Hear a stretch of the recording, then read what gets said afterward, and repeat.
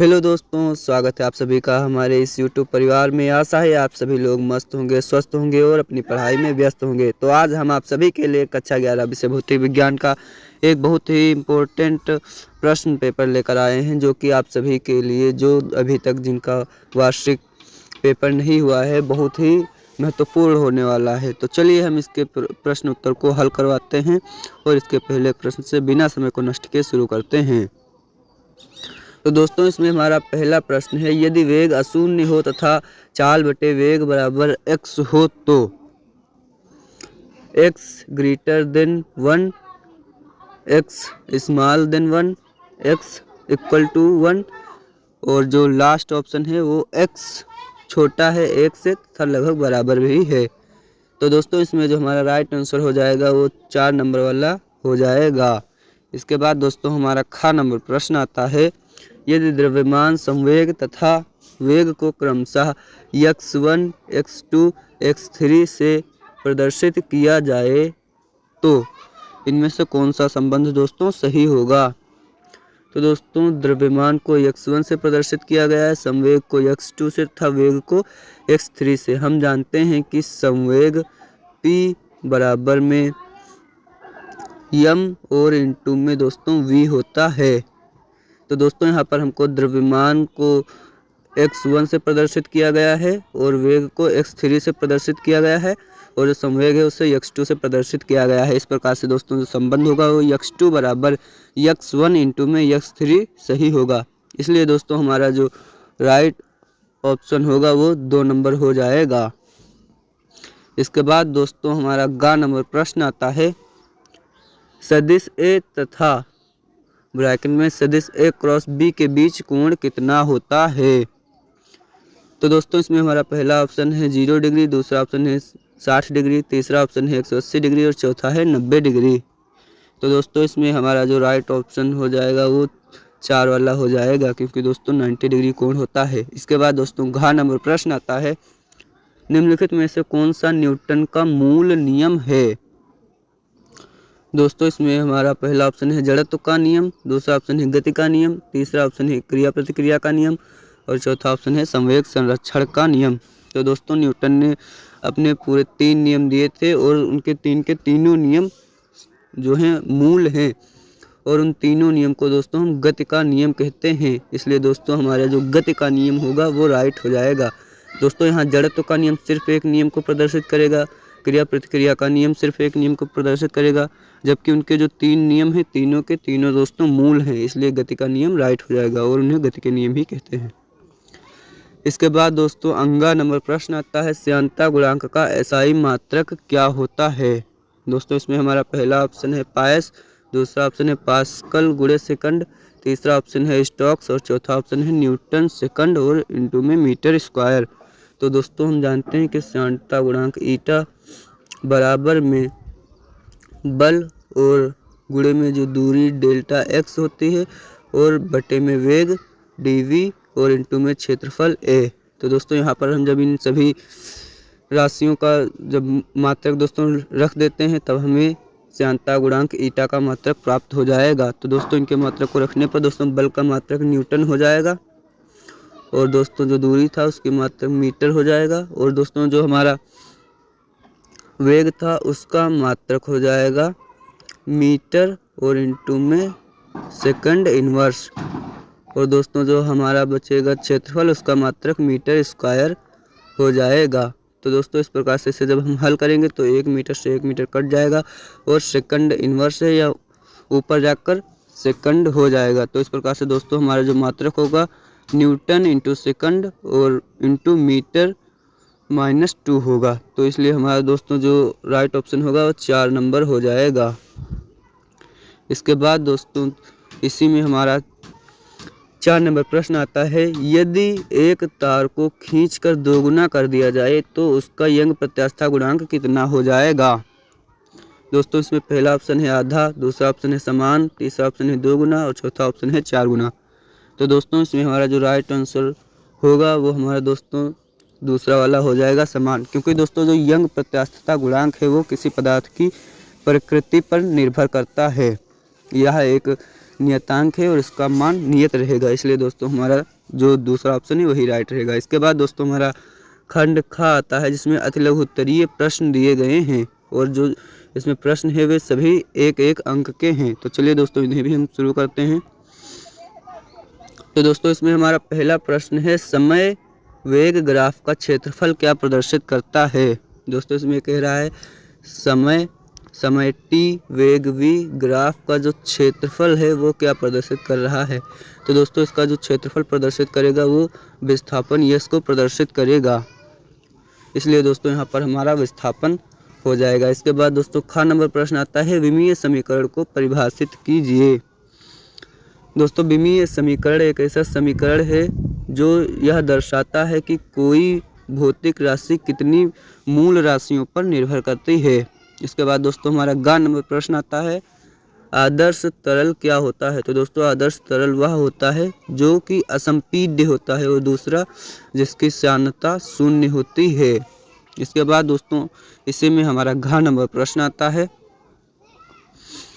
पृथ्वी की त्रिज्या 6400 किलोमीटर को वैज्ञानिक रूप में लिखिए। इसे दोस्तों आपको वैज्ञानिक रूप में लिखना है। तो इसे दोस्तों वैज्ञानिक रूप में लिखने के लिए इसे मीटर में बदलकर पॉइंट लगाकर और फिर दोस्तों से इस प्रकार से लिखेंगे 6400 और दोस्तों किलोमीटर है इसलिए इसको मीटर में बदलेंगे। तो फिर से दोस्तों 1000 से गुणा कर देंगे और फिर इसको दोस्तों हम 6.4 और गुणे में 10 की पावर 6 लिख देंगे। दोस्तों ये वाला हमारा राइट आंसर रहेगा, यही दोस्तों इसका वैज्ञानिक रूप है। इसके बाद दोस्तों इसी में हमारा अंगा नंबर प्रश्न आता है, सतह की प्रकृति के अपरिवर्तित रहने पर यदि अभिलंब प्रतिक्रिया बल का मान 2 गुना कर दिया जाए तो घर्षण गुणांक कितना हो जाएगा। तो दोस्तों जो घर्षण गुणांक है वो अपरिवर्तित रहेगा, क्योंकि दोस्तों यहाँ पर सतह की प्रकृति को अपरिवर्तित रखा गया है और दोस्तों जो घर्षण गुणांक होता है वो किसी सतह की प्रकृति को ही बताता है, वह कैसी है, खुरदरी है या चिकनी है। इसके बाद दोस्तों हमारा इसी में 4 नंबर प्रश्न आता है, न्यूटन के गति का कौन सा नियम बल की परिभाषा को व्यक्त करता है। तो दोस्तों जो न्यूटन का द्वितीय नियम है वो बल की परिभाषा को व्यक्त करता है। द्वितीय नियम के अनुसार बल F बराबर में m इंटू में a, जहाँ पर दोस्तों m द्रव्यमान है और a त्वरण है। इसके बाद दोस्तों लघु उत्तरीय प्रश्न आते हैं, जिनमें से जो सभी प्रश्न है वो 2-2 अंक के हैं। तो दोस्तों इसमें हमारा पहला प्रश्न है, यदि समान लंबाई तथा समान समय का मान 2 गुना कर दिया जाए तब दाब के मान पर क्या प्रभाव पड़ेगा। दोस्तों यहाँ पर दिया द्रव्यमान, लंबाई और समय सभी को 2 गुना कर दिया जाता है तब दाब क्या होगा। तो दोस्तों सबसे पहले हम इन्हीं भौतिक राशियों के संबंध में दाब का सूत्र लिखते हैं। दोस्तों जो दाब होता है वो बराबर में बल F और बटे में क्षेत्रफल A होता है, जहाँ पर दोस्तों जब हम बल को खोलते हैं तो दोस्तों इसमें हमें प्राप्त होता है kg और इंटू में मीटर बटे में सेकंड स्क्वायर और इंटू में दोस्तों जो हमारा क्षेत्रफल है उसका भी मात्रा लिख लेते हैं मीटर स्क्वायर। तो दोस्तों इस प्रकार से जो हमें प्राप्त होगा वो हो जाएगा द्रव्यमान m और इंटू में ये मीटर से 1 मीटर यहाँ पर कट जाएगा, जो मीटर स्क्वायर था वो सिर्फ मीटर बचेगा। तो द्रव्यमान m और बटे में मीटर और इंटू में सेकंड स्क्वायर। तो दोस्तों अब यहाँ पर हम इनके मान डाल देंगे। दोस्तों ये हमारा पहला है द्रव्यमान m बटे में जो लंबाई स्मॉल m और गुणे में जो सेकंड स्क्वायर हो जाएगा समय। तो दोस्तों सभी को 2 गुना किया गया है इसलिए हम डालते हैं। तो जो हमारा दूसरा दाब हो जाएगा वो 2m और फिर बटे में जो हमारी लंबाई हो जाएगी उसे भी 2 गुना कर दिया गया इसलिए वो 2l रहेगा और समय को भी 2 गुना कर दिया गया, समय t स्क्वायर था इसलिए वो 4t स्क्वायर हो जाएगा। इस प्रकार से दोस्तों जब हम इसे हल करते हैं तो जो दाब आता है वो पहले का 1/4 रह जाता है। इसके बाद दोस्तों इसी में ख नंबर प्रश्न है, माप 2345 ग्राम और 58587.9 ग्राम, 52.83 ग्राम तथा 8.997 ग्राम में कौन सी माप सबसे अधिक परिशुद्ध है, कारण सहित स्पष्ट कीजिए। तो दोस्तों इसमें जो हमारी पहली माप 2345 है ये वाली राइट हो जाएगी, क्योंकि दोस्तों इसमें कहीं भी दशमलव या शून्य नहीं है। इसके बाद दोस्तों हमारा आता है ग नंबर प्रश्न। एक कण 9.8 मीटर प्रति सेकंड के प्रारंभिक वेग से 60 डिग्री के कोण पर प्रक्षेपित किया जाता है, जिसकी गतिज ऊर्जा ई और संवेग p है। पथ के अधिकतम ऊंचाई बिंदु पर कण की गतिज ऊर्जा तथा संवेग का मान कितना होगा। दोस्तों ये वाला न्यूमेरिकल है, आप लोग इसे कर लेना। यदि नहीं कर पाते हैं तो कमेंट बॉक्स में बताना, मैं आपको इसका हल अवश्य ही प्रोवाइड करूंगा। इसके बाद दोस्तों इसमें हमारा घ नंबर प्रश्न आता है, सीमांत घर्षण के नियम लिखिए। तो दोस्तों आपको सीमांत घर्षण के नियम लिखना है। दोस्तों जो सीमांत घर्षण है वो सतह की प्रकृति पर निर्भर करता है, सतह के क्षेत्रफल पर निर्भर नहीं करता है, और उसमें जो बल होता है वो अभिलंब प्रतिक्रिया बल के अनुक्रमानुपाती होता है। दोस्तों जो इसमें बल लगाया जाता है उसकी दिशा क्षेत्रफल उसकी प्रकृति के अनुदिश होती है। इसके बाद दोस्तों इसमें लघु उत्तरीय प्रश्न आते हैं, जिन्हें दोस्तों 3-3 अंक के हैं, और मैं चाहता हूं इन्हें आप लोग स्वयं ही करें, क्योंकि यदि मैं ये पूरा पेपर हल करवाऊंगा तो मुझे बहुत ज़्यादा समय लगेगा। ये वीडियो बहुत ही ज़्यादा लंबी हो सकती है। यदि आपको किसी प्रश्न में कहीं पर परेशानी होती है तो आप लोग कमेंट बॉक्स में अवश्य बताना, मैं उसका आपको सॉल्यूशन प्रोवाइड करूंगा। तो दोस्तों इसमें हमारा पहला प्रश्न आता है, पॉइसन अनुपात को परिभाषित कीजिए। असंपीड्य तरल के लिए निम्नलिखित का मान ज्ञात कीजिए। इसका और इसका दोस्तों मान ज्ञात करना है। दोस्तों इसके लिए मान ज्ञात करना है और इसके लिए। इसके बाद दोस्तों ख नंबर प्रश्न आता है, मात्रक तथा विमा में क्या अंतर होता है। उदाहरण। दोस्तों ख नंबर प्रश्न है, मात्रक तथा विमा में क्या अंतर होता है, उदाहरण की सहायता से स्पष्ट कीजिए। इसके बाद दोस्तों हमारा इसमें ग नंबर प्रश्न आता है, निम्नलिखित को परिभाषित कीजिए। दोस्तों इसमें पहला है निर्देश तंत्र, दूसरा है घर्षण कोण और तीसरा है एकांक वेक्टर। इसके बाद दोस्तों घ नंबर प्रश्न आता है, कोणीय विस्थापन को परिभाषित कीजिए तथा सिद्ध कीजिए कि वृत्तीय मार्ग में गति करते हुए किसी कण का रेखीय वेग वृत्त की त्रिज्या कोणीय वेग के गुणनफल के बराबर होता है। अर्थात आपको दोस्तों ये सिद्ध करना है कि v बराबर में r इंटू में ओमेगा होता है। इसके बाद दोस्तों इसमें हमारा प्रश्न नंबर अंगा आता है, जिसमें है स्टोक्स के नियम के अनुसार श्यान बल किन किन कारकों पर निर्भर करता है। इसका उपयोग करके श्यानता गुणांक की विमा ज्ञात कीजिए। तो दोस्तों स्टोक्स का नियम होता है बल F बराबर 6 पाई ईटा आर वी। तो इस प्रकार से दोस्तों जो बल है वो श्यानता गुणांक पर निर्भर करता है, त्रिज्या पर निर्भर करता है, दूरी होती है, और दोस्तों वेग पर निर्भर करता है। और दोस्तों यहीं से आपको ईटा को यहीं पर ऐसे ही रखना है और त्रिज्या और वेग को बल के एफ के बटे में रख देना है और विमा निकाल लेनी है। इसके बाद दोस्तों इसी में अथवा में प्रश्न दिया गया है, यदि आई कैप जे कैप के कैप लंब इकाई सदिश हों तो सिद्ध कीजिए कि आई कैप गुणे जे कैप बराबर 0 और फिर आई कैप गुणे जे कैप बराबर के कैप। इसके बाद दोस्तों इसी में खंड बा आता है, जिसमें कि प्रत्येक प्रश्न 4 अंक का है। तो दोस्तों इसमें हमारा पहला प्रश्न है, विमीय समांगीयता का सिद्धांत क्या होता है। इसमें दोस्तों आपको समांगीयता का सिद्धांत बताना है और विमीय विश्लेषण का उपयोग करके समीकरण दिखाइए कि विस्थापन समीकरण y बराबर a बटे में रूट में 2 फिर ब्रैकेट में साइन 2 गुणे में t और बटे में कैपिटल T प्लस कॉस 2 पाई t बटे में कैपिटल T विमीय रूप से सत्य है। यहाँ a बराबर आयाम है, आयाम की जो दोस्तों विमा होती है वो दूरी की और आयाम की समान होती है, इसलिए उसे L से ही प्रदर्शित करते हैं। फिर दोस्तों समय है, समय की जो विमा होती है वो कैपिटल T होती है। और फिर दोस्तों आवर्तकाल दिया गया, तो आवर्तकाल की विमा भी दोस्तों कैपिटल T हुई होती है, क्योंकि आवर्तकाल भी एक प्रकार का समय है।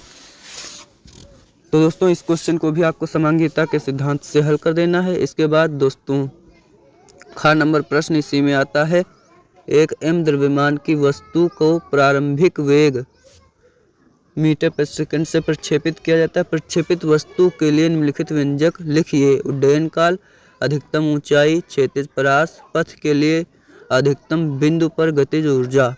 फिर दोस्तों इसी में ग नंबर प्रश्न आता है, दिए गए कण के समय t विस्थापन s ग्राफ से कण के निम्नलिखित को ज्ञात कीजिए। ये दोस्तों आपको ग्राफ दिया गया है जहाँ पर ये आपका विस्थापन डिस्प्लेसमेंट है और ये समय है, इसी के माध्यम से आपको निम्न को ज्ञात करना है।